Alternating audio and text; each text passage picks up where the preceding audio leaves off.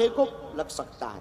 वैसे ही हम लोगों के ऊपर भी अज्ञान की पर्दा पड़ा है, ज्ञान है नहीं, अज्ञान का पर्दा पड़ा है। इन अज्ञान के पर्दों से माया दिखाई पड़ रही, माधव नहीं दिखाई पड़ रहा है। लेकिन अगर हमें परमात्मा को देखना हो तो या तो पर्दा हटाना पड़ेगा या फिर परमात्मा को भगवान की कथा में अनुभव करना पड़ेगा।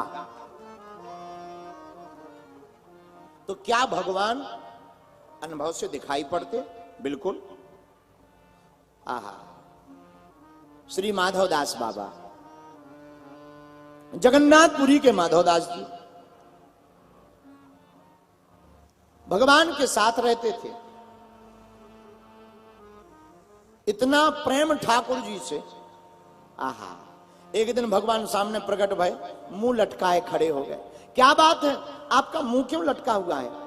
तो मुस्कुरा करके भगवान श्री ठाकुर जी ने कहा, क्या बताएं, जब से हमारा वृंदावन छूट गया, चोरी छूट गई, चोरी बंद हो गई। तो माधवदास जी बोले, बचपन की बातें हैं, अब आई गई हो गई, अब चोरी की क्या बात करनी, अब आप बड़े हो गए हो, चोरी करने की जरूरत ही क्या है। भगवान कृष्ण ने कहा कि नहीं नहीं, बात तो ठीक है, पर आदत तो आदत होती है, हमारे मन में अभी भी आदत है और वो चोरी की भावना बार बार आ रही है। चलो आप कह रहे हो, आपकी आदत को पूरा कर दिया जाए, कहो कहां चोरी करनी है, आप कहो तो। भगवान बोले, इस राजा जो जगन्नाथपुरी का राजा है, इसके बाग में चोरी करेंगे। काहे की? कटहल की, कटहल खाने का मन है। महात्मा मुस्कुरा कर बोले, महाराज ये राजा हमारा चेला है, आप कहो तो हम कटहल थोक में मंगवा दें। आप चिंता ना करो, हम थोक में कटहल मंगवा देते हैं, पर इस प्रकार का ना करो, चोरी करना अच्छा नहीं है। भगवान बोले, चाहे जो हो जाए, हम तो चोरी करेंगे। नहीं मान रहे तो चलो। माधव जी दास जी को साथ में ले गए चोरी करने के लिए। हाथ पकड़ा, बाग में ले गए। माधव दास जी बोले, महाराज हमने तो आज तक चोरी की नहीं, आप हमें पहले चोरी सिखा दो। भगवान बोले, बस दो ही बातें ध्यान करनी है, शरीर में फुर्ती रखनी है और बात धीरे धीरे करनी है। लेकिन महात्मा तो महात्मा होते हैं। महात्मा बाग में खड़े होकर के माधवदास चिल्लाकर बोले, महाराज बताओ, इस पेड़ का कटहल खाना है या इस पेड़ का? भगवान बोले, भाई धीरे बोलो, कोई बात नहीं, अब जोर से नहीं बोलेंगे, धीरे बोलेंगे। भगवान ने कहा, हमें इस पेड़ का खाना है। उस पेड़ के ऊपर भगवान से ही माधवदास ने कहा, आप ही चढ़ जाओ। भगवान बोले, हम नहीं चढ़ेंगे, हम तो खाएंगे, आप चढ़ो। माधवदास जी बोले, हमारे बुढ़ापे का शरीर, ताकत है नहीं, हमें ना चढ़वाओ। नहीं नहीं, आप ही चढ़ो। माधवदास जी बेचारे चढ़ गए, लेकिन महात्मा तो महात्मा ऊपर जैसे ही कटहल के पेड़ पर चढ़े, सोई चिल्लाकर बोले, ठाकुर जी ये वाली कटहल तोड़ करके गिराएं या ये वाली? जो माली पड़ा था उसकी नींद खुल गई, सोई उसने डंडा निकाला और लैंप मसाल लेकर बोला, हम बता रहे कौन सी तोड़नी है। लेकर डंडा माली आया, माली आवत देखकर भगवान ने तुरंत 1 2 3 भगवान तो अंतर ध्यान, और माधवदास जी पकड़े गए। मसाल से जलाकर दे, हे बाबा नीचे उतर। और ये बेचारे महात्माओं के कपड़े कहीं फंस गए, फट गए, बड़ी मुश्किल से नीचे उतरे। अब ये अगल बगल में देखें तो वो माली पकड़ करके बोला, क्या बात है, अगल बगल क्या देख रहे हो? बोले, हमारे साथ में एक जने और आए थे, उन्हें देख रहे। अच्छा, इसका मतलब पूरी गैंग लेकर आए थे।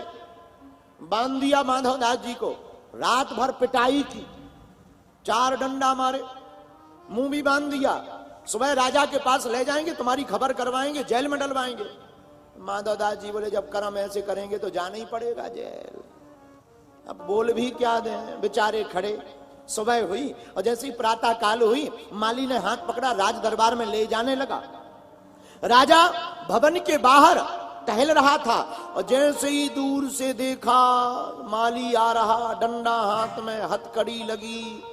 कौन है ये? नजदीक आके देखा, अरे ये तो हमारे गुरुजी, गुरुजी आप बंधे।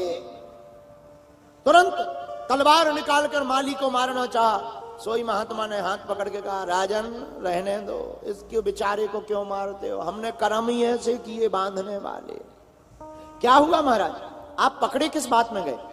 महात्मा माधवदास कहते हैं, चोरी में। चोरी में? हाँ। आपको चोरी की क्या जरूरत? हाथ पकड़कर राजा को अंदर ले आए। राजा भी भक्त था, पूरा वृतांत बतलाया। भैया क्या बताएं, हमारे ठाकुर जी कल हमसे बोले हमें कटहल खानी है, वो भी चोरी की खानी है, तो हम चोरी करने चले आए, लेकिन वो तो अंतर ध्यान हो गए, हम पकड़े गए, इसीलिए भैया ये दुर्दशा हुई, इसलिए तुम माली को कुछ मत बोलना। लेकिन राजा भी बड़ा भक्त था, बोले प्रभु को अगर कटहल की ही खानी तो चोरी क्या करनी है, एक तामपत्र मंगा करके स्वयं श्री अपने हाथों से जगन्नाथ भगवान के नाम में वह पूरा बाग ही ठाकुर जी के नाम लिख दिया। तामपत्र गुरुजी को लिया, दिया, लो भगवान आवे तो ये दे देना। शाम हुई, समुद्र के किनारे माधवदास जी बैठ गए। शाम को फिर भगवान प्रकट भय, और जैसे ही प्रकट भय तो माधवदास जी ने मुंह टेढ़ा कर लिया।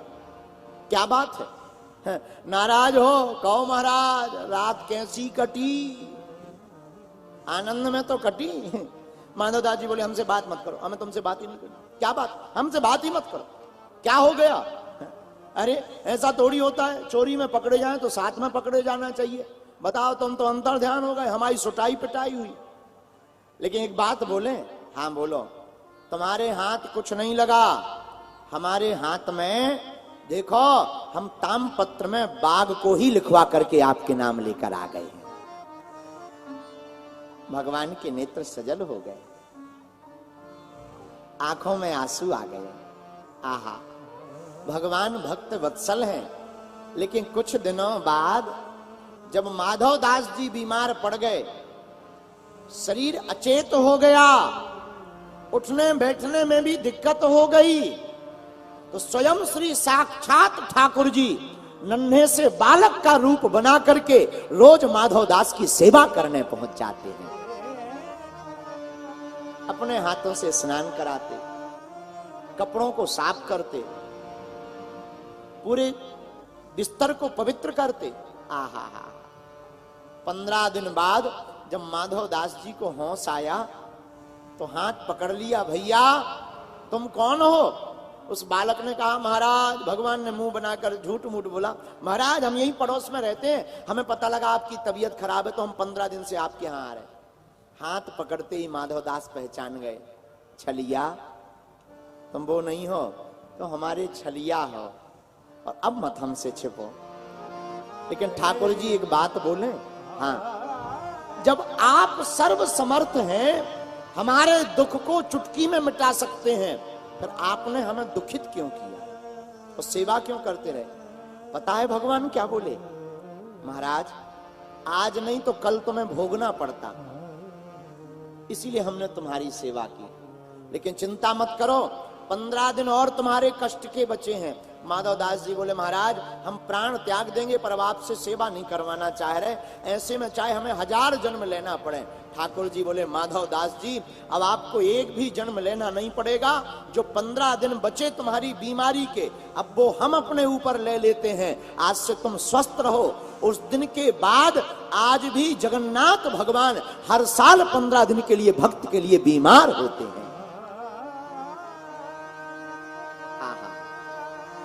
माधवदास जी की आंखों में आंसू आ गए। धन्य है भगवान भक्त वत्सल। इससे सिद्ध हो गया, राम ते अधिक राम कर दासा। राम जी से अधिक राम जी का दास है। हे मुरलीधर छलिया मोहन, हम भी तुमको दिल दे बैठे। हे मुरलीधर छलिया मोहन, हम भी तुमको दिल दे बैठे। गम पहले से ही कम तो न थे गम, पहले से ही कम तो न थे, एक और मुसीबत ले बैठे हे मुरलीधर। माधवदास बाबा भगवान के चरणों में ध्यान करते करते विलीन हो गए। मेरे प्रियजनों, ये कथा ना तो त्रेता की है, न सतयुग की है, न द्वापर की है, ये कथा कलयुग की है। कलयुग में भी महात्मा को परमात्मा मिल गए। और मेरे दिल्ली के पागलों, अगर तुम भी भगवान के भक्त रहोगे तो तुम्हारे सामने भी परमात्मा प्रकट हो जाए।